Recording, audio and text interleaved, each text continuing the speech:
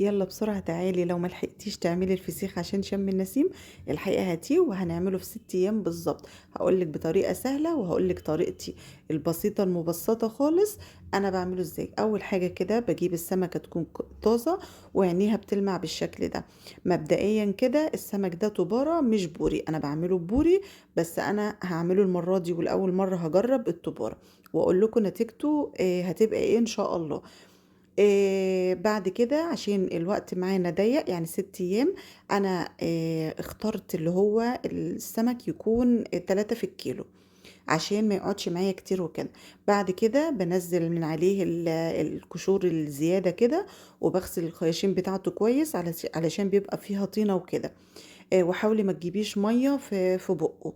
بالنسبه للديل بتاعه زي ما انتوا شايفين كده انا بقصه عشان بيبقى ينشف وبيقطع الاكياس ملوش لازمه، بس ما تروحيش ناحيه اللحم وكده. بعد كده بقى انا برصه في مصفى برجول كده علشان ينزل اي دم زيادة او مية، وحطيته ساعتين اتنين، ما بيتوش في الليلة كاملة ولا الكلام ده خالص، انا خليته ساعتين اتنين بس في البلكونة والهوا شديد زي ما انتوا شايفين كده. اهم حاجة تغطيه علشان مفيش حاجة تقف عليه وكده. بالنسبة بقى للملح، انا جبت الملح كده دول كيس ونص تقريبا، حطيت عليهم نص معلقة شطة علشان دي شطة سوداني حراقة قوي، فانا حطيت نص معلقة يعني مش ملانة، وحطيت عليها معلقتين بابريكا صغيرين. وقلبتهم كده. هنا بعد ما السمكة بتاعتي نشفت بالشكل ده كده، بجيبها وبنشفها. لو في اي بقايا من الدم او المية في الخياشيم كده او بقها، بحاول ان انا احط المناديل وانشفها. هي مهما تحطي مناديل او تفضلي تنشفيها بتفضل تجيب برضو مية او دم. فنشفتها مبدئيا كده، وهحاول بقى ان انا افصل اللحم من العظم بتاعها او الشوك، وما تجيش يمة البطن خالص عشان ما تتفجرش معاكي ويمرر وكده. فانا هفصل كده من عند الديل ومن عند الظهر. انا في الوقت ده كده كنت سامعه طقطقه السله بتاعتها، بس كنت بعمل بالراحه علشان زي ما بقول لكم ما اجيش ناحيه البطن خالص. بشيل بقى كل المناديل اهوت لما حسيت ان الدنيا اتظبطت معايا. وبالنسبه بقى لمقدار الملح، انا يعني مش هقولك الكيلو ليه ايه او ال2 كيلو لهم ايه. طب انا بعايره ازاي؟ انا بملى خياشيمها وبقها وبرش عليها رشه من بره، بس هو ده مقدار الملح اللي انا اقدر اقولك عليه.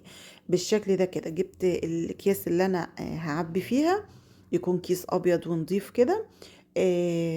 رشيت رشة تحت خالص بسيطة، وبعدين حطيت في الخياشيم وبرضو في بقها شوية، وأقوم رش على جسمها شوية وأقوم حطها.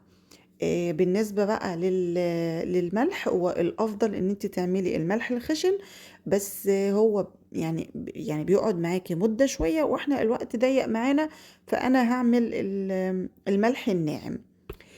رصيه بقى عكس بعض، تكون الراس عند الديل، الصفة الأولانية ترصيها ومظبوطة جنب بعضها، وبعدين لما تيجي تعملي اللي فوقها تبقى عكسها، الراس عند الديل. ويا ريت يكون الظهر كله لتحت، يعني السمكة كلها، السمك كله يعني يكون ظهرها لتحت، علشان لما تبقى تنزل ميه يعني الظهر هو اللي تخين، فاهمين؟ يستوي.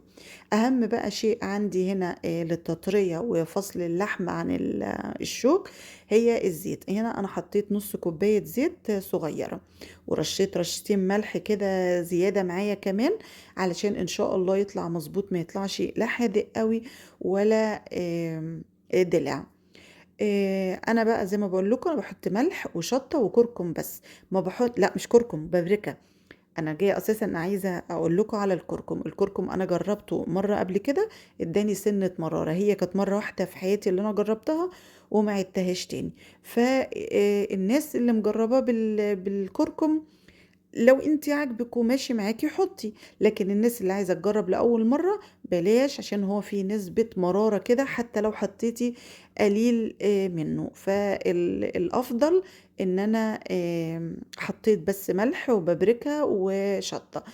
بصي بقى لفيت في اكياس كتير على قد ما اقدر، وده كان اخر كيس كده. جيت اشوف الاسترتش راب لقيته خلصان، قلت بصوا مش هنعطل، ست البيت ما بتعطلش. حطيت بقى اي لزق بالشكل ده كده، وجبت طبق كبير او لو عندك علبة بغطاها ماشي. بس أنا حطيته في الطبق ده كده عشان يعني منعًا لأي تسرُّب مَيّة، غطيتها بفوطة كده وأحطها في فرن البوتاجاز وهاتبخ رجالة.